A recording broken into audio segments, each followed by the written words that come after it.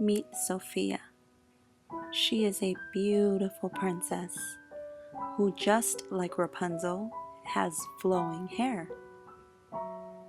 And also like Rapunzel, she stayed in a very tall tower. Sofia waited there for a long time until her family came for her.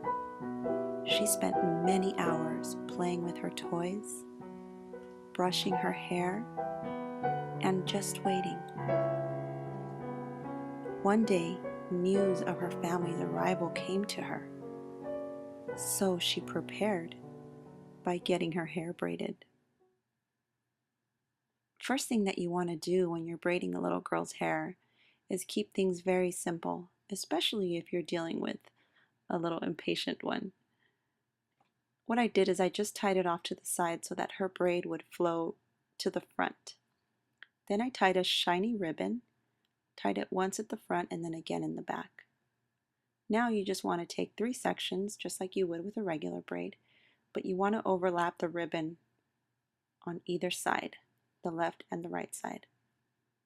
You always want to make sure that the pretty part of the ribbon is showing, so you may have to take little breaks to kind of adjust it accordingly.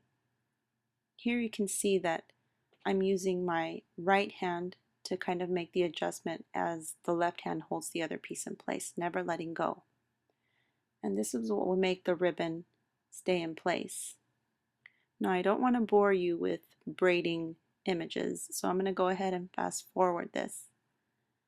But I wanted you guys to see that I added this hair extension at the bottom, and this is a ponytail extension. There's a link in the information box in case you'd like to get one similar to this. So all I did is I looped it at the bottom, and without letting go, I moved that little piece of hair out of the way and had someone else hold open a rubber band for me. I'm using a clear elastic to kind of conceal the rubber band. And as you can see, I looped the hair and the hair extension and the long ribbon all the way through.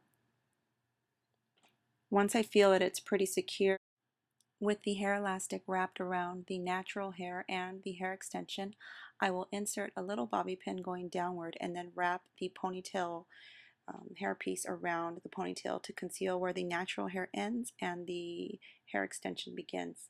Then I finished braiding all the way down to the bottom, doing the same technique as I did with the top part of the hair. And then you want to add an elastic at the bottom and tie a nice little bow. Now it's time to start adding accessories. This is where you can get as creative as you'd like. All I did is I took some bobby pins and then I hot glued them onto the flowers.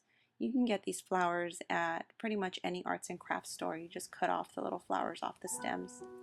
Then I just made the adjustments as needed. If you'd like to see where I got the inspiration for this look, please click in the information box. Then I added a little bit of glitter hairspray, making sure to cover her face so it doesn't get into her eyes. I very lightly sprayed it all over so she has nice shimmer and shine. I hope that you've enjoyed this tutorial and that you've been inspired to create your own Rapunzel look for your little girl. At the end of the story, Sofia is reunited with her family, and because her best friend owns a horse and carriage, she was able to ride off with them, and she lived happily ever after.